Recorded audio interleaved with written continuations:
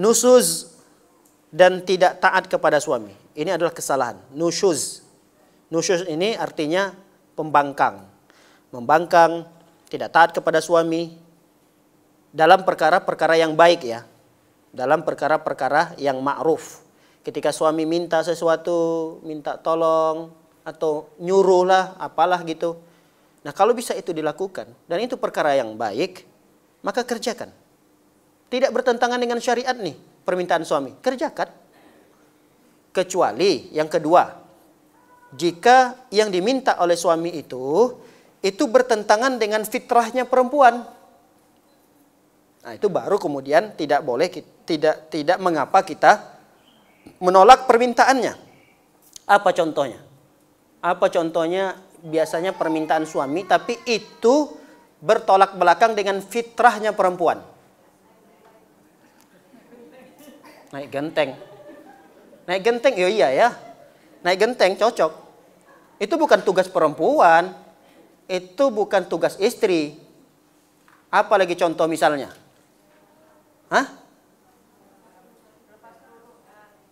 Enggak, itu bertolakan dengan syariat. Kalau itu udah jelas. Jadi ada dua yang tidak boleh dipatuhi oleh istri ketika diminta oleh suami. Yang pertama, jika bertentangan dengan syariat. Itu boleh ditolak. Yang kedua, apabila bertolakan dengan fitrahnya perempuan.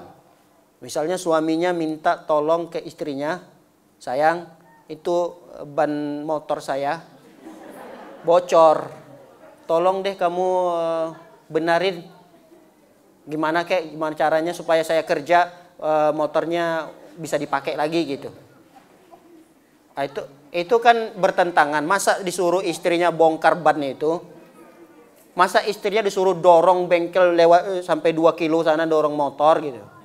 Nah, itu kan tidak sesuai dengan fitrahnya perempuan. Itu ya laki-laki lah gitu. Tapi kalau ada ibu-ibu yang bersedia, alhamdulillah, masya Allah, silakan, tidak ada masalah. Tapi andai kata itu ditolak, maka tidak termasuk dalam poin pembahasan kita ini yang disebut dengan nusyuz tadi. Tidak termasuk dalam perbuatan nusyuz. Apa itu? Tidak taat kepada suami. Kadang ada istri yang di luar sana, kalau di awal-awal nikah, masya Allah, belum diminta sama suami, udah dikerjain gitu. Hebat nggak tuh istri? Hebat banget. Belum diminta sama suaminya, udah disiapin sepatu suaminya mau kerja, kaos kakinya diletakkan situ, baju yang mau dipakai besok udah disiapin. Udah disiapin semua rapi, belum diminta. Tapi udah berjalannya rumah tangga 10 tahun, 15 tahun, ditanya sama suaminya, mana kaos kaki saya sebelah lagi? Mana saya tahu, kaos kaki siapa, nanya ke siapa? Tuh jawabannya. Itu kalau udah rumah tangganya udah 10 tahun. Sama suaminya pulang kerja, sayang, tolong bikinin dulu kopi dong. Bikinin kopi. Kayak raja aja. Emang susah amat sih bikin kopi. Tinggal seduh di sana, ada air panasnya. Kopi juga kopi saset, tinggal dibuka sasetnya, diaduk, udah selesai. Manja amat sih. Kayak anak kecil aja. Semua mau disuapin. Nah, jangan seperti itu. Jangan. Ini kan perkara-perkara yang baik. Yang diminta suami nggak ada bertentangan dengan syariat. Yang diminta suami perkara yang baik. Jangan sampai ada penolakan-penolakan. Walaupun itu perkara-perkara yang kecil. Perkara yang kecil kok. Ya perkara suami minta diambilkan. Kalau bisa diambilkan, ambilkan. Tidak ada masalah. Kalau kita bisa menundanya, kasih tahu alasannya dengan cara yang baik. Mas, bentar ya. Anaknya lagi rewel nih. Bentar ya. Udah. Suami juga kalau mendengarkan alasan kita seperti itu, dia akan gerak sendiri kok. Dia akan gerak sendiri, ambil sendiri gitu. Dan kadang kalau dia melihat istrinya lagi repot banget, udah dia kerjain sendiri gitu. Karena dia tahu kondisi istrinya. Tapi kalau memang udah dasar istrinya, karena memang pernikahannya udah berlalu lama, udah yang tadinya harum menjadi bau, kalau udah ketahuan lah baunya itu udah ketahuan gitu. Kalau di awal-awal kan masih bisa disembunyiin, baunya itu masih bisa sembunyiin. Tapi kalau udah setahun 2 tahun, udah nggak bisa disembunyi, udah ketahu, kebongkar. Nah, oleh karenanya para hadirat melakukan oleh Allah Subhanahu wa taala, sifat nusyuz ini adalah termasuk perkara dosa yang dilakukan oleh istri. Baik, ada satu hadis Nabi Shallallahu alaihi wasallam yang menjelaskan hal tersebut. Kata Nabi Shallallahu alaihi wasallam, la yasluh li basharin an yasjuda li basarin. Tidak boleh seorang manusia sujud kepada manusia. Begitu juga seorang laki-laki tidak boleh sujud kepada seorang perempuan atau seorang istri tidak boleh sujud kepada suaminya. Nggak boleh. Andai kata itu boleh, maka itu akan layak gitu. Artinya sangat berhak sebenarnya seorang istri itu untuk sujud kepada suami. Cuma karena memang tidak dibolehkan dalam syariat. Ini menunjukkan kata Rasul SAW, min idhami haqqihi, saking besarnya haknya suami. Saking besarnya hak suami itu, andai kata sujud pun boleh, maka istri itu dibolehkan sujud kepada suaminya.